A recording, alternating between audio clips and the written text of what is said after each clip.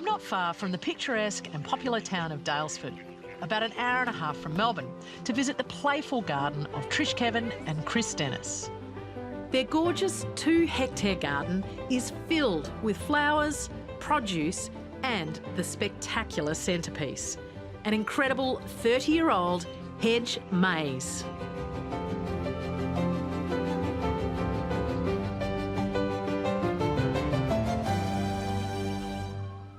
So tell me, what did you set out to do and what have you created? Well, I suppose we had the idea that we would grow a hedge maze. We just thought it was a good idea at the time. So we squeezed in a hedge maze in this long, narrow block, and then we wanted a country carnival garden around it. And the garden, I suppose, is a produce garden, so we produce a lot from the garden. But the maze is a main event. It's your obsession. Well, it has to be. It has turned out that way. I can't wait to explore the place.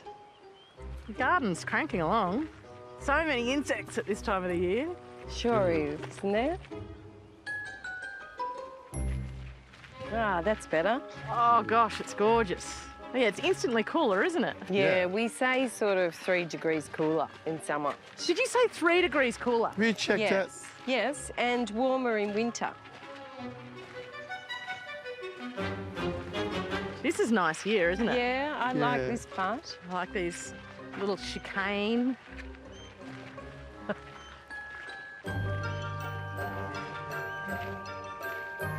Oh, it's amazing. You're absolutely like you're inside the hedge. Yeah. Wow.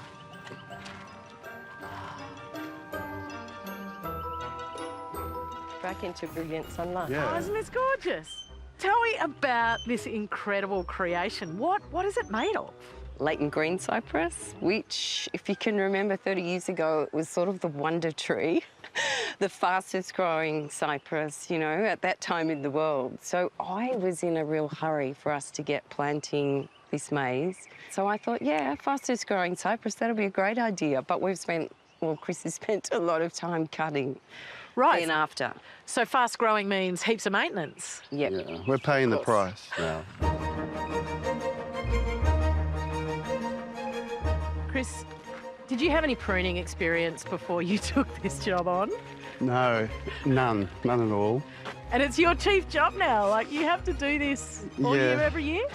Yeah, I think I spend probably on average 6 weeks in there a year, so I've probably lost 3 years of my life for that maze. And what is it that you're actually trying to do when you're pruning? I just want to strengthen the walls wherever I can. Yep. The other thing I'm supposed to do is cut the top first. That's to push the growth out. Exactly. Yep. Right. And keep it from growing higher. It's higher than I thought it was going to get to. And I'm obviously concerned of keeping the width so every person can get through.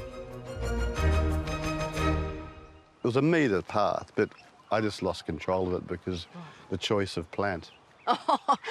No, I think there was a bit, like we were both working full time. You lose ground. When you don't prune regularly, you start to lose ground. We're going to have to build more tunnels because it just is growing in on you. Eventually it'll just close itself up and maybe a few people will be left in here. You two will be in here and we'll never hear from you again. Yeah, that is a worry. And how many plants went into creating the maze? 500 tubes went in. Yep. Yes. A ute load. A ute load? Yeah, it was a ute load. So in a way, it's probably 700 metres of hedge. But I have to do both sides and the top, so it's like 2 kilometres in my mind. Right, you measure it on both sides of pruning. Well, yeah, and the top's the worst because I'm not the tallest person. Tell me how you went about designing this maze. You've got that space that you've got to work to. Yeah. How do you make it fun and... Well, I got the graph paper from the newsagent and I just started doing everything was a metre. Like a metre path, everything's a metre, and the hedge was based on a metre. And I wanted to have a theatre in the middle and also a way that people can get out if they're sick of it. Why did you put a hedge maze in the ground? Like, why start doing this when you've got full-time jobs and a life? I think it was a whim, wasn't it, really? Yeah, I think it was when you said, oh, it's only a ute load of little plants. And It's a good idea. There's not many hedge mazes around here. We just thought it was a good idea. And then people used to say to us, when are you going to open that maze? And We were we'd mocked. sort of, well, we were mocked by friends and family. Because it was just in your backyard. It was your maze, Yes. just your kids having a game in here, but really no one ever got to see it. Yep, exactly. For how long? Oh. 23 years. So, after 2 decades, the maze was open to the public for everyone to enjoy. How do you go about letting people into your garden? We're big humans, we tread on things in our own gardens. How is it having people interact with this? Most people really look after it and respect it. Yeah, most people enjoy it, I think, but it took us a little bit to get used to just having people running all through it because it is our pet project. And, like, you can really tell when something's been crashed into, but I think if there's a weak point in a hedge and someone starts to burrow underneath it, then it can lead other people to do the same. Right. So we just try not to have any weak points, and we've got it wired and poled up underneath, so you can't really get through it.